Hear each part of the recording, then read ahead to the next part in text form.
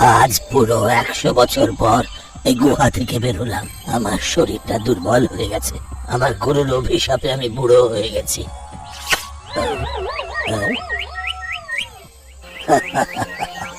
ভালো রে, যদি 100 বছর আগে তুই আমাকে এমন করে নোংরা ফেলতিস তাহলে তোকে ধরে আমি খেয়ে ফেলতাম।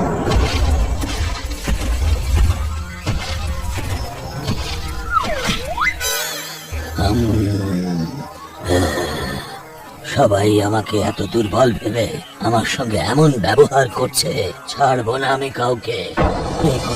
অভিশাপ দিয়ে তো বয়স বাড়িয়ে দিয়েছো, এখন অল্প বয়স কি করে হবে সেটাও বলে দাও।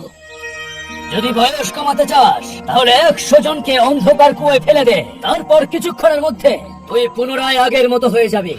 এই গুরুদেব এমন একটা কঠিন কাজ দিয়ে চলে গেল। কোত্থেকে আনবো এখন 100টা লোক ধরে?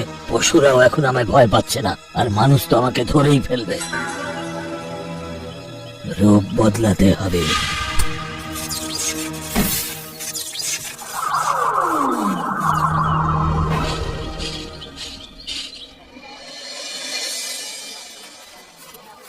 আমি শেষবারের মতো বলছি, চাষের জন্য সবাইকে একবার মাত্র জল দেয়া হবে। জলের সময় একটু বাড়ালে ভালো হতো প্রধান মশাই। প্রধান মশাই, কতদিন জল নিয়ে এরকম মারামারি করব আমরা?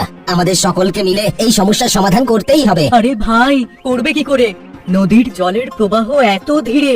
টিউবওয়েল জলের পাম্প লাগাবো আমরা, যেটা কারেন্টে চলে সেটা। কোথা থেকে আসবে অত টাকা? আর গ্রামে তো একবার মাত্র কারেন্ট আসে। যদি গ্রামের সকলে অল্প অল্প করেও টাকা দেয় তাহলে হয়ে যাবে। কারেন্ট আসলেই জলের সমস্যা দূর হয়ে যাবে। বাবা, আমায় কেউ একটু সাহায্য করো, আমি খুব দুর্বল, ক্লান্ত হয়ে গেছি। আমার বাড়ি থেকে সবাই বার করে দিয়েছে।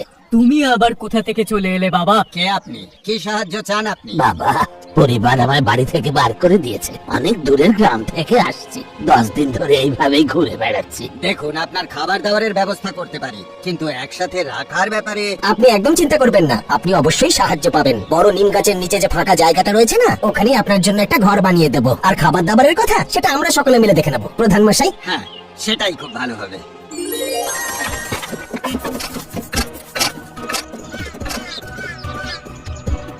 দেখুন, আপনার কুটির তৈরি হয়ে গেছে বাবা। এখানে আপনি আরাম করে থাকতে পারেন। আর খাবার দাবার নিয়ে চিন্তা করবেন না, আপনি সময় মতো সবকিছু পেয়ে যাবেন। আমি তো তোদের সব কটাকে খাবো। আরে বাবা, কি ভাবছেন? ঘরে গিয়ে আরাম করুন, সকাল থেকে সন্ধে হয়ে গেল।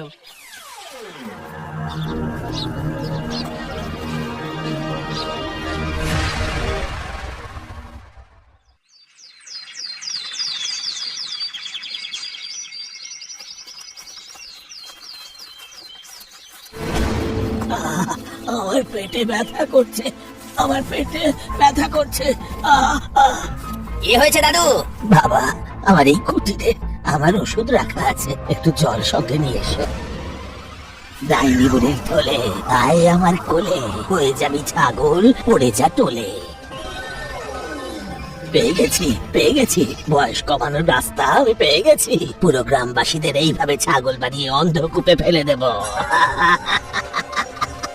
গ্রাম থেকে একটা লোক উধাও হয়ে গেছে। সারা গ্রাম খোঁজা হয়েছে, কিন্তু কোথাও তাকে পাওয়া যায়নি। ডুবুরিরা নদীতেও খুঁজে দেখেছে। আরে মোড়ল মশাই, স্ত্রীর অত্যাচারে কোথাও পালিয়ে গেল না তো? আরে মূর্খ, তার তো বিয়েই হয়নি। এভাবে তো কেউ উধাও হতে পারে না। নিশ্চয়ই ও গ্রামের বাইরে কোথাও চলে গেছে, গ্রাম ছেড়ে। হয়তো উনি কাউকে বলার প্রয়োজন মনে করেননি।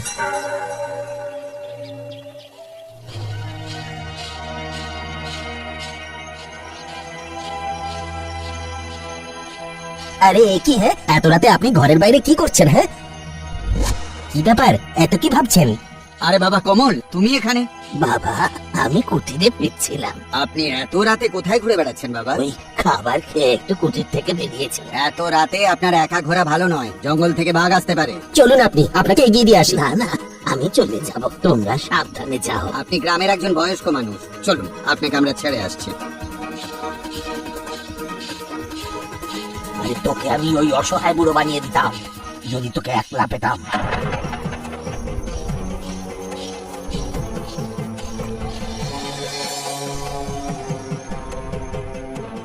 ওহো গুরুদেব, এখনো পর্যন্ত একটাই ছাগল জোগাড় হয়েছে, কি করব? আরে বাবা, শুয়ে পড়েছেন নাকি? না বাবা, আপনার জন্য গরম গরম খিচুড়ি নিয়ে এসেছি, খেয়ে নিন। ডাইনি নিবুড়ির ঠোলে আয় আমার কোলে, হয়ে যাবি ছাগল পড়ে যা টোলে। কে এলো কোলে? কে টলে?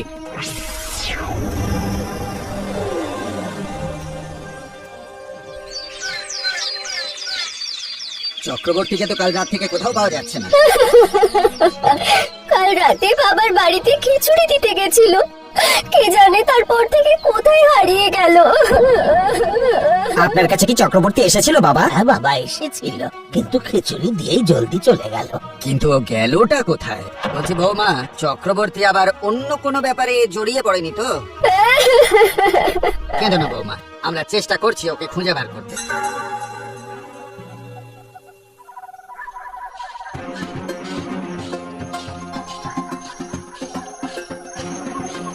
কেমন আছেন বাবা? আমায় এক গ্লাস জল দিতে পারবেন? অন্য গ্রাম থেকে হেঁটে আসছি। অবশ্যই জল দেবো প্রধান মশাই, ভেতরে এসো, তারপর বসে জল খেয়ে যাও।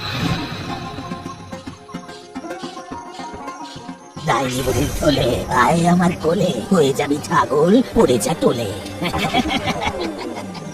কাকা, গ্রামের কত লোকজন উধাও হয়ে গেছে, কাল রাত থেকে তো প্রধান মশাইও উধাও দেখছি। জানি না কার নজর লেগেছে আমাদের গ্রামের উপর। বুঝতে পারছি না গ্রামকে কিভাবে সুরক্ষিত করব, কোথায় যাচ্ছে সকলে। আরে কেমন আছো কমলদা? আমি ঠিক আছি, তুমি কেমন আছো? আর হাতে কি আছে তোমার? আরে বুড়ো মানুষটাকে খাবার দিতে যাচ্ছি। গ্রামে এত লোক উধাও হয়ে গেছে, ওই জন্য বাবা দুদিন ধরে ক্ষুধার্ত হয়ে রয়েছে। ঠিক আছে, চলো আমিও তোমার সঙ্গে যাই।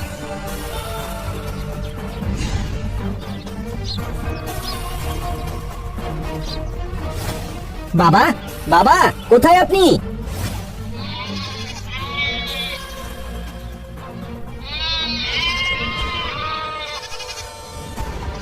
আরে বাবা, এতগুলো ছাগল কখন নিয়ে এলেন আপনি? কখনো জানতাম না আপনি ছাগলও পালন করেন। আসলে ওই ভেবেছি এগুলোকে বেচে আমার একলা সংসার একটু সুসর করবো। এসো বাবা, কুটিতে এসো।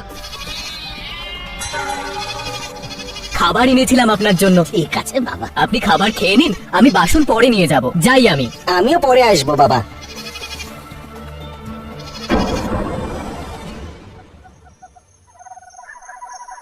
বাবা, জগমোহনের কোনো খোঁজ পাওয়া যাচ্ছে না। সকালে তোমার সাথে দেখলাম, তুমি জানো ও কোথায় গেছে? কাকা, বাবাকে খাবার দেওয়ার পর আমরা ওখান থেকে যে যার মতো চলে গেছিলাম। মনে পড়েছে, সন্ধ্যেবেলা ও বাবার কাছে বাসন আনতে গিয়েছিল, তারপর থেকে আর ফেরেনি। হে ভগবান, কোথায় গেল ছেলেটা?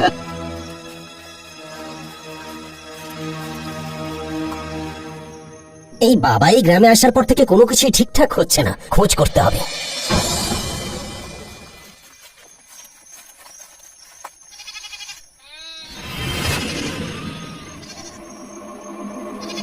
এ কি বাবা, এত রাতে ছাগলগুলোকে নিয়ে কোথায় যাচ্ছে? সময় হয়ে গেছে, এখন এই ছাগলগুলোকে আমি অন্ধকূপে ফেলবো, আর তারপর আমি আবার যুবক হয়ে যাব। চলো প্রধান, চক্র, জগমোহন, বাকি গ্রামবাসীরা, অন্ধকূপ থেকে কেউ বেঁচে ফিরে আসতে পারে না। তার মানে হচ্ছে ওই সব গ্রামবাসীদের ছাগল বানিয়ে দিয়েছে, আর এখন তাদেরকে নিয়ে কুয়োর দিকে যাচ্ছে ও। ভয়ঙ্কর কিছু হওয়ার আগে সবাইকে গিয়ে খবর দিই।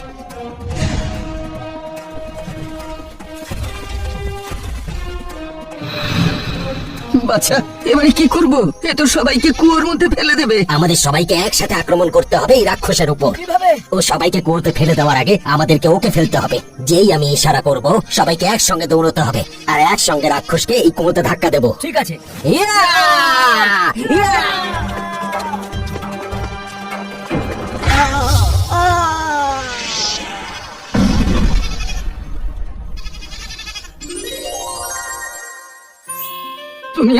তুমি আজ সত্যিই আমাদের মৃত্যু থেকে বাঁচিয়েছো বাবা কমল। ছাগল হয়ে আমার মনে হয়েছিল এই রাক্ষস আমাকে ধরে খেয়েই না নেয়। কমল দাদার জয়।